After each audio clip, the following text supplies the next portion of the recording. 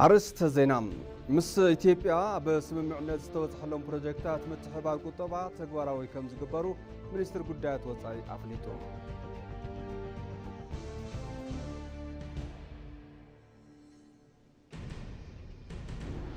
መቐበሊ ሓዱሽ ዘመን 2017 ብሄረሰብ ዞባ ከምባታ መሳላ ከተማ ዱራሜ ተኸቢሩ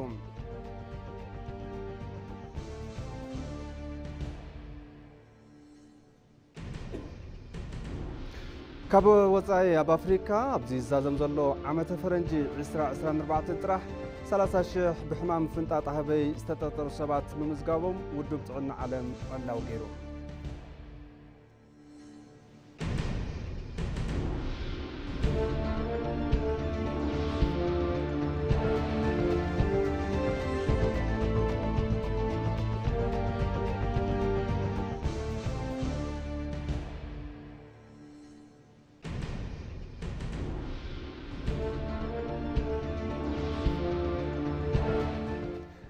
سلام كما تكونوا زخبركم تملكتي نسعة ترالو زيناتات حزنا متينا زيناتات ندا مرحكو حبيركم صنح دما نبرام فساي فلما نب حصرت زيناتات مس إثيوبيا بسممعنة ዝተወፅሐሎም ፕሮጀክታት ምትሕባር ቁጠባ ከምውን ካብ ቀረፅን ታሪፍን ነፃ ዕድላት ዕዳጋ ትኩረት ተገይርሎም ተግባራዊ ከም ዝግበሩ ሚኒስትር ጉዳያት ወጻኢ ኣፍሊጡ ሚኒስትር ጉዳያት ወጻኢ አምባሳደር ታዬ አጽቀሥላሴ ጎናጎኒ ኣብ ኒውዮርክ እናተኻየደ ዝርከብ መበል 79 ሓፈሻዊ ጉባኤ ውድብ ሕብራት መንግስታት ምስ ቻይና መዘኖም ዋንጊዩ ክልቲያው ዘተ ኣካይዶም አምባሳደር ታዬ ኣብቲ እዋን ዘተ ኣብ ቀረባ እዋን ኣብ ቻይና ዝተኻየደ ራብዓይ መድረኽ ቻይና ኣፍሪካ መድረኽ ጉባኤ መራሕቲ ኢትዮጵያን ቻይናን ርክበን ዘጠናኽራሉ ብዙሓት ስምምዕነታት ምፍራመን ንርክበን ዝህብኦ ዕዙዝ ትኩረት ዘርኢ ከም ዝኾነ እዮም ገሊጾም ኢትዮጵያ ኣብ ኣህጉር ኣፍሪካ ትፃወቶ ቁልፍ ግደ ዝነኣዱ ሚኒስትር ዋንጊዩ ብግዶም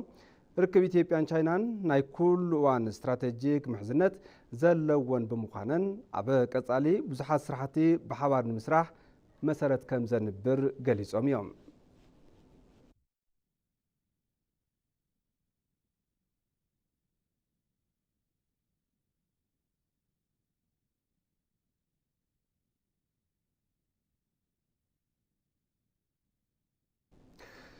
ኣብ ሶማሊያ ብዘይተረጋግአ ኩነታት ድሕነት ብናይ ወፃኢ ሓይልታት ዝግበር ቀረበ ጽዋር ኣብ መወዳእታ እቲ ሃገር ኣብ ኢድ ሓይልታት ግብሪ ራዕዲ ንኽትወድቕ በሪ ዝኸፍት ከም ዝኾነ ሚኒስትር ጉዳያት ወፃኢ አምባሳደር ታዬ አጽቀሥላሴ ተዛሪቦም አምባሳደር ታዬ አጽቀሥላሴ ምስ ሓጋዚት ዋና ጸሓፊት ህንጸት ሰላምን ጉዳያት ፖለቲካን ውድብ ሕብራት መንግስታት ሮዝማሪ ዲካርሎ ተዛትዮም አምባሳደር ታዬ ኣብ ዘቶኦም ድማ ኣብ ትሕቲ ጽላል ውድብ ሕብራት መንግስታት ዝርከቡ ዝተፈላለዩ ኤጀንሲታት ምስ ኢትዮጵያ ጥንኩር ርክብ ስራሕ ፈጢሮም እናተንቀሳቐሱ ምዃኖም ይምንኢዶም ምስቲ ጉዳይ ተታሒዙ ቀጻልነት ዘለዎም ስርዓት ምይጣት ምግባር ከም ዘድልውን ኣጽንኦት ሂቦምሉ ኣብ እዋናዊ ጉዳይ ሱዳን ኣብታ ሃገር ዘላቒ ሰላም ንምምጻእ ዝተዋደደ ጻዕሪ ከም ዘድልን ኢትዮጵያ ንቅልውላው ሱዳን መፍትሒኡ ፖለቲካዊ ዘተ እዩ ዝብል ቅዋም ከም ዘለዋን ኣገንዚቦም እዋናዊ ጉዳይ ሶማልያ ብዝምልከት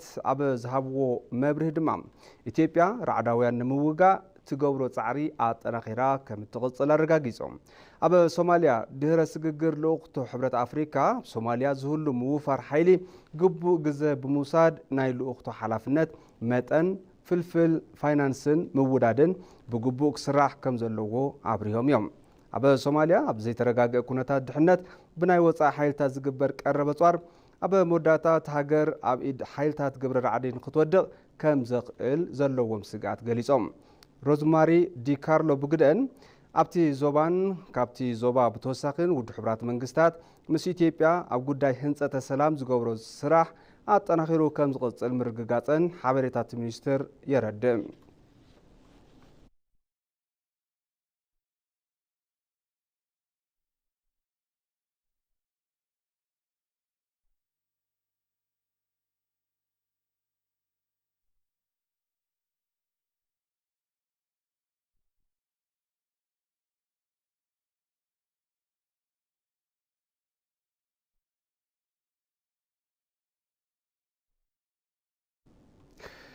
ንኢትዮጵያ ኣብ ዓውዲ ቱሪዝም ዓለም ዘፋልጡ ስራሕቲ እናተወገኑ ምዃኖም ሚኒስትር ዴኤታ ቱሪዝም ኣይተ ስለሺ ግርማ ገሊፆም። ኣይተ ስለሺ ኣብ ዝገበርዎ ጻንሒት ከም ሃገር ዘለውና ሃፍትታት ብብርኪ ዓለም ብምፍላጥ እቲ ዓውዲ ዘፈልፍሎ ሃፍቲ ክብ ንምባል ብዙሓት ስራሕቲ እናተወገኑ ይርከቡ ኢሎም። በዚ ድማ ፍሉጣት ውልቀ ሰባት ሚድያታትን ካልኦት ኣካላትን ብምጥቃም ስራሕቲ ምፍላጥ እናተሰርሐ ከም ዝኾነ ተዛሪቦም።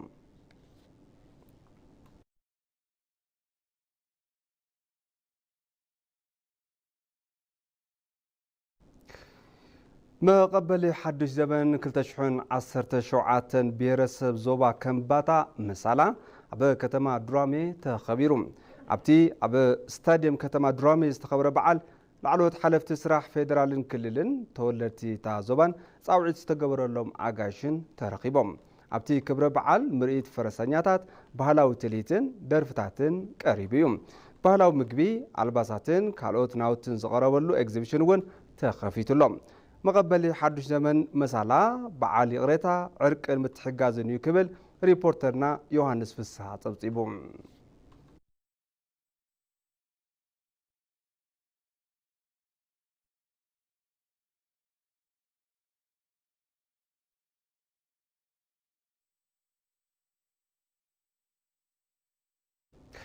ተመልከቲ ሕዚ ድማ ብዝርዝር ናብ ዝሓዝናዮም ዜናታት ክሓልፍ ኣብ ኒውዮርክ እናተኻየደ ኣብ ዝርከብ መበል 79 ሓፈሻዊ ጉባኤ ውድብ ሕቡራት መንግስታት ኢትዮጵያ ናይ ባዕላን ኣፍሪካን ረብሓ ዝሕልው ኣጀንዳታት እናጋውሐት ትርከብ።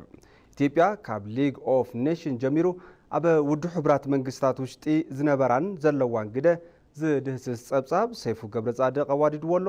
ናዝሬት በሪሁ ድማ ከም ስዕብ ክተቕርቦ እያ። His Majesty Negus Haile Selassie, I call upon the first delegate of Ethiopia. The speech which you are about to hear will be given in the Amharic language.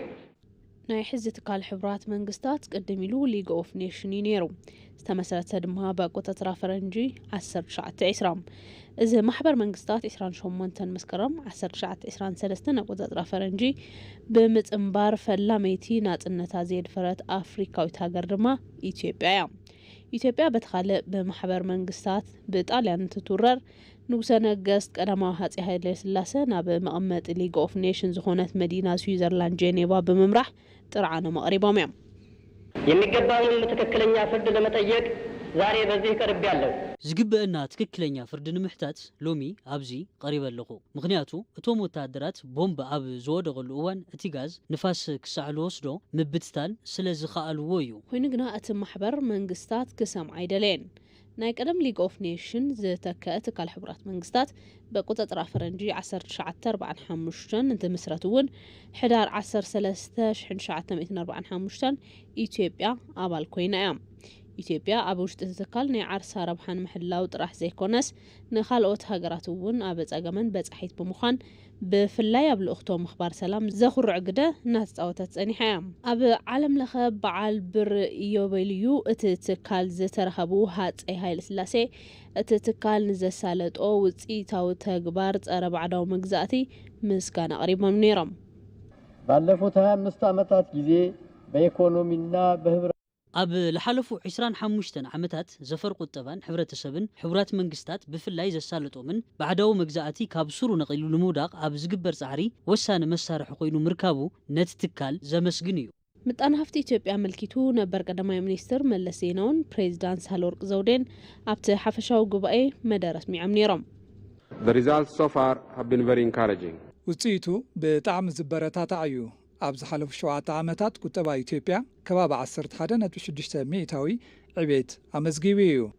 ሀገር በቀል ኢኮኖሚ ማሻሻያ አጀንዳ ሀገር በቀል ቁጠባ መማሓየሺ አጀንዳ ዕላዊ ጌርና ኣለና። ቀንዲ ዕላሙ እውን ምዝባዕ ማይክሮ ቁጠባ ምትዕርራይ፣ ማሕበራዊ ጸገማት ምፍታሕ፣ ንኢንቨስትመንትን ንግድን ምቹ ኩነታት ብምፍጣር ሰብ ሃፍቲ ውልቀ ምንቕቃሕ ከምኡውን ሓደሽቲ ዕድላት ምፍጣርን እዮም። ኣብ ኒውዮርክ እናተኻየደ ኣብ ዘሎ መበል 79 ሓፈሻዊ ጉባኤ እውን ኢትዮጵያ ናይ ዓርሳን ኣፍሪካን ረብሓ ዝሕልው ኣጀንዳታት እናጋውሐት እያ። ብሚኒስትር ጉዳያት ወፃኢኣ ኣምባሳደር ታየ ኣጽቀሥላሴ ቢላ እቶም ሚኒስትር በቲ ትካል ጸደቐ ፓክት ፎር ዘ ፊውቸር ዝተባሃለ ሰነድ ስምምዕነት ቃል ዝተኣተው ዓለም ለኸ ሽቶታት ንምዕዋት ቁልፊ መሳርሒ ኢሎም ዘላቒ ሽቶ ልምዓትና ተግባራዊ ንምግባር ልዑል ድሌት ክህልወና ይግባእ። ነዚ እውን ፓክት ፎር ዘ ፊውቸር ዝተባሃለ ሰነድ ወሳኒ እዩ። ዓለም ለኻዊ ዝኾነ ትልሚ ብቆራጽነት ጋዲ ክንገብር ኣለና። መማሓየሺ ቤት ምክሪ ጸጥታ ትካል ሕቡራት መንግስታት ውክልና ኣፍሪካ ጋዲ ዝገብር ንክኸውን እውን እቶም ሚኒስትር ጻውዒት ኣቕሪቦም ገበታን ሃገር ብምባል ዝለምዐ ፕሮጀክት ኮይሻ ጽባቐቲ ከባቢ ካብ ምጉልሃብ ተወሳኺ ኣብ ልምዓት ቱሪዝም ሃገር ናይ ባዕሉ ግደ ከም ዝጻወት ትጽቢት ይግበር። ዝሓዝናዮ ወርሒ ድማ ወርሒ ቱሪዝም ምዃኑ ነዚ ጽቡቕ ዕድል ዝፈጥር ምዃኑ ይእመን። ሃብታሙ ተኽለስላሴን ዘዋደዶ ጸብጻብ መራ ሰላም ከም ስዕብ ቀርቦ እዩ።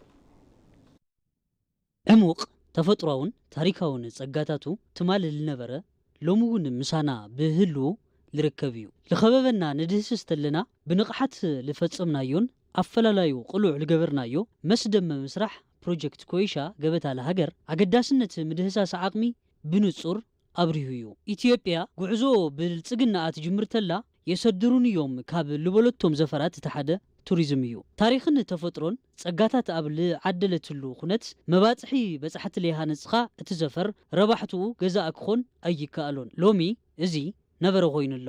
ምንቅስቓስ ገበታ ለሸገር ገበታ ለሃገር ጸኒሱ ህምዝ ልበለ መልክዕ ኣብ ኮይሻ ተወሊዱ ኣሎ። ብዙ ጊዜ ሰዎች ሀብት ላይ ተቀምጠው ብዙሕ ግዜ ሰባት ኣብ ልዕሊ ጸጋ ተቐሚጦም ትዕድለት ብልጽግና ምርኣይ ብዘይምኻሎም ካልኦት ንዓዓቶም ዝግባእ ጸጋ ክብሕትዎ ይረኣዩ። ዝኸበርኩም ዕዱማት ሕዚ ዝርከበሉ ቦታ በድሕሪተይ 200 300 400 ሜትሮ ውሽጢ ሓርማዝ ዝህወፀሉ ቦታ እዩ። ኣብ ቅድሚተይ መስደመም ዝኾነ ብዝኾነ ረቓሒ ክሳዕ 4 ሰዓት እንተናእሰ ብኢትዮጵያ ብብርኪ እዚ ወቂኡ ዝተሃነፀ ዋላ ሓደ ሪዞርት ኣይንውነነን። ነዚ ዝመስል ሪዞርት ነዚ ዝመስል ተፈጥሮ ብጥርኑፍ ክነዋድድ ቀዲሙ ዘድልየና ዛዕባ ምውናን ብልጽግና ምርኣይ እዩ። ፕሮጀክት ኮይሻ ኣብ ውሽጡ መሐወፂ ሃርማዝ ጨበራን ሪዞርት ሃላላ ኬላን ይሓቁፍ። ዝቐደመ ጸግኡ ገበታ ለሃገር ዕላው ዝገበረሉ ብሔራዊ ባርክ ጨበራ ጩርጩራ ሓራምዝ ኣፍሪካ ልጫድሩሉ እስለ ሓሪሽ ልተሙሉ ኣንበሳን ነብርን ሓዊሱ ልተፈላለየ መበቆል ለለዎ መጥበውቲ እንስሳ ዘገዳም ልሕልኽለኹሉ ፍሉያት ኣዕዋፍን ዘርኢ ኣሳ ማይ እሳተ ጎመራ መንጫዕጫዕታን ዋሻታት ካልኦት ጸጋታት ተፈጥሮ ሓቂፉ ለሓዘ ምድራዊ ገነት ብምባል ለስመየ እዩ። ፕሮጀክት ኮይሻ ገበታ ለሃገር ከምዝል ኣመሰለ ብስፍሓት ለይርከብ ጸጋ መባጽሒ ንበጻሕቲ ባይታት ሒዙ ሃወፅቲ ከስተማቕርዎ ዕድል ልፈጠረ እዩ። አሁን እየተጨመሩ ያሉ የገበታ ፕሮጀክቶች የጨመሩት ህዚ እንዳተወሰኹ ዝርከቡ ፕሮጀክታት ገበታ ለሃገር ዝወሰኽዎ መባጽሒ ጥራሕ ተይኮነ መሰረት ልምዓት እታወት ቱሪዝም መንገዲ ሓዊሱ ብምዃኑ ልዑል ረባሕታ ኣለዎ ማለት እዩ። ካብ ዝኾነ ጸግዒ በጽሓ ዓዲ እንትትመጽእ ዝተፈላለየ ነገር ናይ ምርኣይ ዕድል ኣሎ። እቲ ዕቑባ እንስሳ ውሑስ እዩ። ካብዚ ብተወሳኺ ድማ መልክዓ ምድራዊ ውቃብኡ ብጣዕሚ ሰሓባ እዩ እሞ ብመንጽር እዚ ኩሉ ዝበጉ ዝሓቆፈ ስፍራ እዩ። ካሊእ ዓምዲ እዚ ፕሮጀክት ሪዞርት ሃላላ ኬላ እዩ።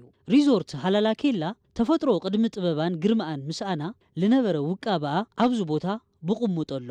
ደኒ ከይበረሰ ዋሕስቲ ሩባታት መውሐዚ ኣንፈቶም ከይቀየሩ ግድምታት ከይተደረዓሙ እንስሳ ዘገዳም ከይፈለሱ ምስ ታሪክ ተሳንዩ ካሊእ ጽባቐ ካሊእ ጥበብ ተረኣዩ።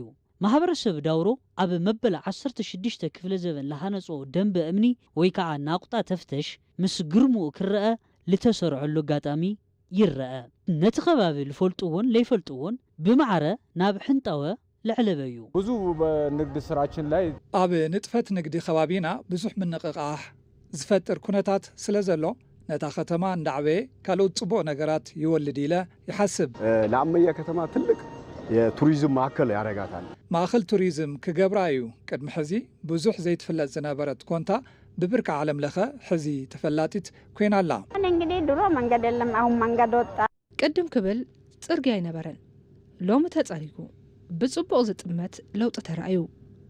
ብመኪና ሰብ ዝመጽእ ተኾይኑ እውን እቲ ዕዳጋ ይነቃቃሕ እዩ።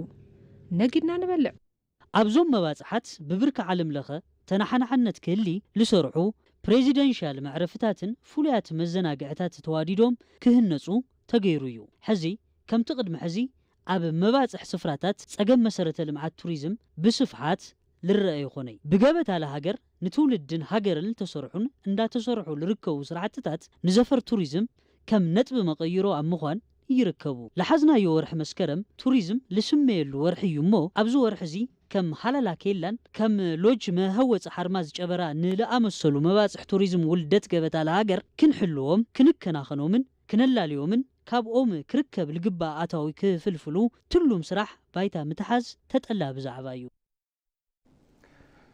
በዓል መስቀል ሃይማኖታዊ መሰረት ሒዙ ብባህላውን ትውፊታውን ክብርታት እናማዕበለ ሓድጊ ዓለም ኮይኑ ዝተመዝገበ ሃፍቲ እዩ ኣብ ዝተፈላለየ ከባብታት ኢትዮጵያ ሓድነትን ምትሕግጋዝን ሕብረተሰብ ብዘጠናክሩ መልክዑ ከም ዝኽበር እውን ሰብ ሞያ መጽናዕቲ ሕብረተሰብ የረጋግጹ ፍሳ መብራህቱ ኣብዚ ጉዳይ ዝርዝር ኣለዎ ኣፋዓፎ ኮይቱ ፋኑሳ ቁንጭ መስቀል ገዳእተ ኣፋዓፎ ኮይቱ ፋኑሳ ቁንጭ ሰናይ ዘርምሳ ክረምቲ ሓሊፉ ቀውዒን ተኣቲ ሜዳን ጎቦታትን ብዕንበባ ተሸፊኑ ዝራእቲ ሸዊቶም ወሓዝቲ ሩባታት ካብ ዓይጊ ናብ ጽሩይ ማይ ኣብ ዝቕየሩሉ ኮታስ ተፈጥሮ ወቂባን ማዕሪጋን ኣብ ትረአየሉ እዋን ዝኽበር እዩ በዓል መስቀል እዚ በዓል ካብ ጸልማት ናብ ብርሃን መሸጋገሪ መግለጺ ሓጎስን መጻኢ ብሩህ ተስፋን ኢትዮጵያውያን ተገይሩ እዩ ዝሕሰብ ኣኾይ ኣኾኾይ ቁንጭ ውፃእ ትኳን ውፃእ መስቀል ገዳእተው ኣኾኾይ ቁንጭ ውፃእ ትኳን ውፃእ ሰናይ ዘበን ምጻእ እናተባሃለ መብሰሪ ሰናይ ዘበን ተገይሩ ዝበዓል በዓል መስቀል በብዓመቱ 17 መስከረም ኣብ መብዛሕትኡ ከባብታት ኢትዮጵያ ይኽበር በዓል መስቀል ኢየሱስ ክርስቶስ ተሰቀለሉ መስቀል ብንጉስ ቆስጠንጢኖስን ንግስቲ ኢሌንን ካብ ዝተደርበየሉ መእከቢ ጓሓፍ ተፋሒሩ ዝተረኸበሉ ንምዝካር ዝበዓል እዩ መስቀል ምርካቡ ንመላእ ዓለም ሓጎስ ዝፈጠረ ዋላ እንተኾነ ኢትዮጵያ ዝተፈላለዩ ብሔረሰባትን ህዝብታትን ዝርከቡላ ሃገር ምዃና እቲ በዓል ብዝተፈላለየ መልክዕ ደሚቑን ፀቢቑን ብፍሉይ ንኽኽበር ገይርዎ እዩ ነዚ እውን እዩ ኣብ መዝገብ ትካል ሕቡራት መንግስታት ዓለም ትምህርቲ ሳይንስን ባህልን ዩኔስኮ ካብ ዘይድሰሱ ሓድግታት ሓደ ኮይኑ ንዓለም ዝተበርከተ መስቀል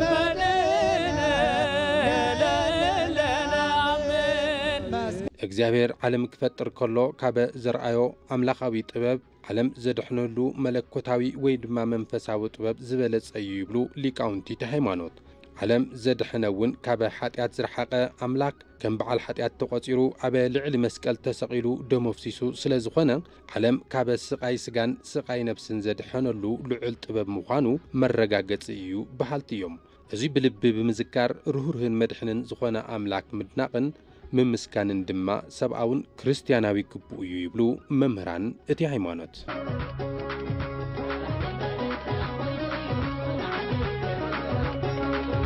ካብ ክርስቲያናት ዓለም ብዝበለጸ ኢትዮጵያውያን ተኸተልቲ እምነት ክርስትና ንመስቀል ጎይታና መድኃኒትና ኢየሱስ ክርስቶስ ፍሉይ እምነትን ክብርን ኣለዎም ኢየሱስ ክርስቶስ ሰብ ከድሕን ኢሉ ማዕለያ ዘይብሉ ግፍዕን ስቃይን ተቐቢሉ ድሕነተ ስጋን ድሕነተ ነፍስን ዝተረኸበሉ መስቀል ንምዝካር ኣብ ዓመት 5 ግዜ ኣብ ቤተ ክርስቲያንን ማእኸል ጎደናታትን ዝኽበር በዓል ኮይኑ ኣሎ ኢትዮጵያውያን ኣብ መስቀል ዘለዎም ፍቕርን ክብርን ብዙይ ጥራሕ ዝግለጽ ኣይኮነን ብዙሓት ኣብ ዓለቦኦም መስቀል ቅርጺ ዘለዎ ጥልፊ ገይሮም ምርኣይ ዝተለመደ እዩ ካልኦት ድማ ኣብ ዝተፈላለየ ክፋል ሰውነቶም ብመልክዕ ውቃጦ መስቀል ምንባር ልሙድ እዩ ኣብ መንበሪ ኣባይትን መገልገሊ ኣቑሑትን ቅርፂ መስቀል ምርኣይ እውን ዝውትር እዩ ነዚ እውን ኢትዮጵያውያን ተኸተልቲ እምነት ክርስትና ንመስቀል ፍሉይ ፍቕሪ ኣለዎም ዝበሃል መስቀል ኣዳይነው ለምናምን ሰዎች በዓል መስቀል ደቂ ሰባት ነፃ ከውፅእ ክርስቶስ ናብ ምድሪ መፂኡ ተሰቂሉ ጸልማት ናብ ብርሃን ዝለወጠሉ እዩ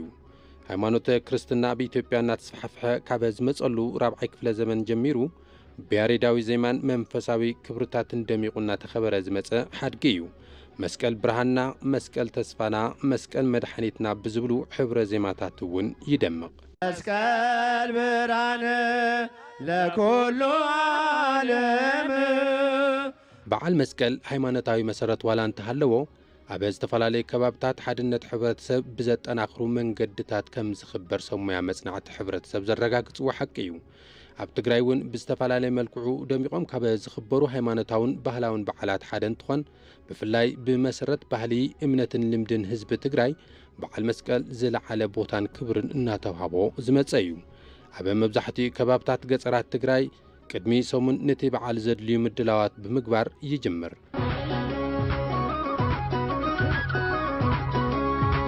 ጓሰትን መናእሰይን ካብ ወፊሮም ዝውዕልሉ ንደሜራ ዝኸውን ጭራሮ ወይ ዕንጨይቲ ኣኪቦም ይኣትዉ። በቲ ዝተኣከበ ጭራሮ እውን ኣብ ማእኸል መውዕሊ በዓል መስቀል ይጉንሕዎ ይድምርዎ ማለት እዩ። ኣብቲ ድሮ በዓል ህዝቢ ሽግ ወሊዑ ሆያ ሆየ እናበለ ናብ ኣብያተ ክርስቲያናት ወይ ድማ ዝተፈላለየ ጎደናታት እናዞረ ሓጎስ ይገልጽ። ስነ ስርዓት ምብራህ ሽግ ምስ ተዛዘመ ኣብ ሓደ ከባብታት ትግራይ ዕንጨይትና እንደዱ ዝተፈላለዩ ባህላዊ ፀዋታታትን ተካይዱ ኣብ ካሊእ ከባቢ ድማ ጎይላ ጎይሎም ክስዕስዑን ክደርፉን ዝሓድሩሉ ድሮቲ በዓል እዩ። ኣብ ዝበዝሕ ከባብታት ትግራይ ዳሜራ ዝውልዐሉ ዕለት 17 መስከረም ዋላ እንትኾነ ኣብ ሓደ ከባብታት ግና ምስ ኣዲስ አበባ ኣብ ድርኡ ዘብርሁ ኣለዉ። ካብዚኣቶም ጎቦ ጨምዓ መቐለ 16 መስከረም ኣብ ድሮ በዓል መስቀል ካብ ዝኽበረሎም ከባብታት ትግራይ ይጽራሕ። ጎቦ ጨምዓ ፍሉይ ጥበባዊ ምርኢት ዝንጸባረቐሉ ቦታ እዩ።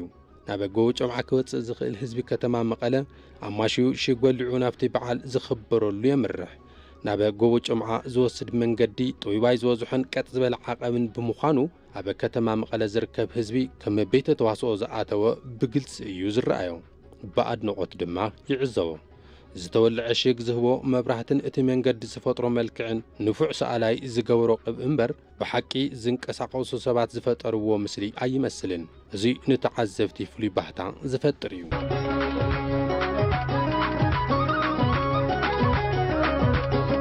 ኣብ ዞባ ምብራቕ ዓጋመን ኢሮብን በዓል መስቀል ብፍሉይ ሃይማኖታውን ባህላውን ስርዓታት ደሚቑ ካብ ዝኽበር ከባብታት ትግራይ ሓደ እዩ። ህዝቢ እቲ ከባቢ በዓል መስቀል ዓመት ሙሉእ ብሃንቀውታ እዮም ዝጽበይዎ።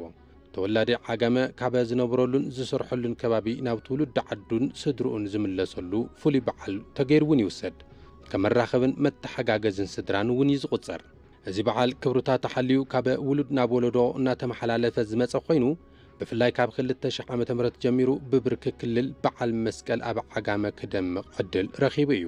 ጽምብል በዓል መስቀል ካብ ቀንዲ ዓሮ ዝበሃል በሪኽ ጎቦ ዝጅምር ኮይኑ ኣብ ድሮ በዓል መስቀል ሽግ ተወሊዑ ሆያ ሆየ እናተባሃለ ብፍሉይ ስርዓት ናብቲ ጎቦ ይውጻእ። መንእሰይን ዓበይቲ ዓድን ሽግ ኣብሪሆም ካብ ቀንዲ ዓሮ ናብ ፒያሳ ብባህላዊ ሆያ ሆየን ዜማታትን መብራህቲ ሽግን ደሚቖም ይወርዱ። ኣብ ፒያሳ ብዝተፈላለዩ ባህላውን ዘመናውን ጎይላ ይጻወቱ ይጉይሉ። ኣብ ዓጋመ ድሕሪ ስነ ስርዓት ምውላዕ ዳሜራ ብዓይነቱን ትሕዝቱን ፍልይ ዝበለ ስነ ስርዓት እንግዶት መኣዲ ዓጋመ ተዘክሮ በዓል መስቀል ካብ ዝኾኑ ተጸርሐ እዩ። እዚ መግለፂ ባህልን መንነትን እቲ ህዝቢ ዝኾነ ንኣጋይሽ ዝቐርብ መኣዲ ጥሕሎ ምስ ህሜስ ግዕዚ ምንጋዓትን ኣካል እቲ በዓል ኮይኑ ዝቐርበሉ መሰናድኦ እዩ። እዚ ተሃራፍን ምቁርን ባህላዊ ምግቢ ምስቲ ባህላውን ሃይማኖታውን ስነ ስርዓታት ተደሚሩ መስሕብ በጻሕቲ እናኾነ መጺኡ እዩ።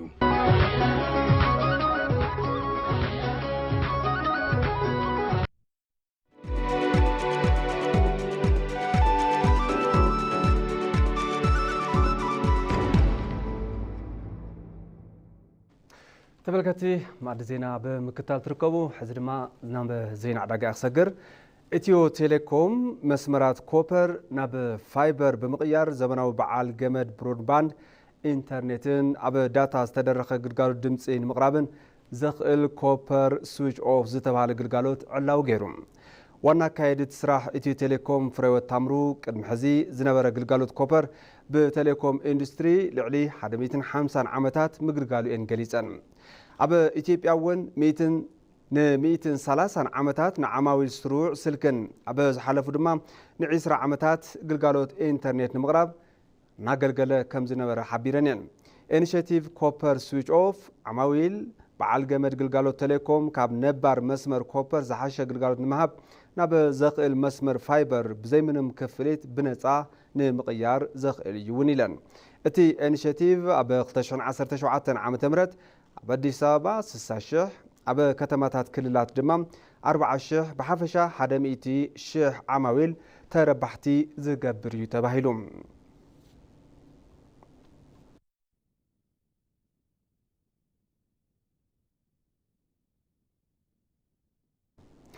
ሕዚ ድማ ናብ ዜና ወፃኢ ክሰግር ኣብ ኣፍሪካ ኣብዚ ዝዛዘም ዘሎ ዓመተ ፈረንጂ 2024 ጥራሕ 30,000 ብሕማም ፍንጣጣ ህበይ ዝተጠርጠሩ ሰባት ምምዝጋቦም ውድብ ጥዕና ዓለም ዕላው ገይሩ። ኣብዚ ዓመት ኣብ ኣፍሪካ በቲ ሕማም ተጠርጢሮም ካብ ሞንጎ ዝተመዝገቡ ሰባት መብዛሕትኦም ካብ ዴሞክራቲክ ሪፐብሊክ ኮንጎ ዝርከቡ ምዃኖም እቲ ትካል ኣፍሊጡ እዩ። ኣብታ ሃገር ብሕማም ፍንጣጣ ህበይ ቁፅሪ ዝተጠርጠሩ ሰባት እናወሰኸ ብምምፁ ምክንያት ሕፅረት ኣቑሑት እናጋጠመ ምዃኑ እውን ኣፍሊጡሎም። ኣብ ዴሞክራቲክ ሪፐብሊክ ኮንጎ 5399 ኣብ ብሩንዲ 564 ከምኡውን ኣብ ናይጄርያ 55 ሰባት በቲ ሕማም ከም ዝተጠርጠሩ ከምኡ ድማ ክሳብ ሕዚ ብ812 ሰባት ብምክንያት እቲ ሕማም ሂወቶም ከም ዝሓለፈን ተገሊጹሎም። ባንኪ ዓለም ኣብ ዝሓለፈ ሰሙን ምስፍሕፋሕ ሕማም ፍንጣጣ ህበይ ንምቁፅጻር ን10 ሃገራት ዝወሃብ ከባቢ 128 ሚልዮን ዶላር ኣሜሪካ ድጋፍ ንምግባር ምውሳኑ ሲጂቲኤን ጸብጺቡ እዩ። ቫይረስ እቲ ሕማም ኣብ ፈለማ ካብ እንስሳት ናብ ሰብ ይመሓላለፍ ነይሩ። ሕዚ ግና ካብ ሰብ ናብ ሰብ እውን እናተመሓላለፈ ከም ዝርከብ ተገሊጹ።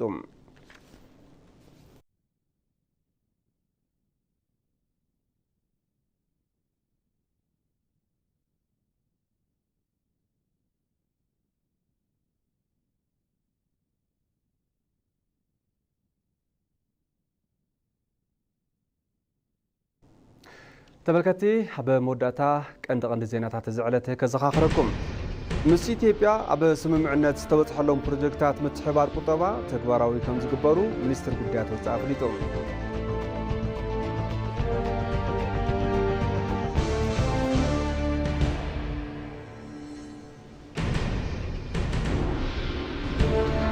መቐበሊ ሓድሽ ዘበን 2017 ብሄረሰብ ዞባ ከምባታ መሳላ ኣብ ከተማ ዱራሜ ተኸቢሩ።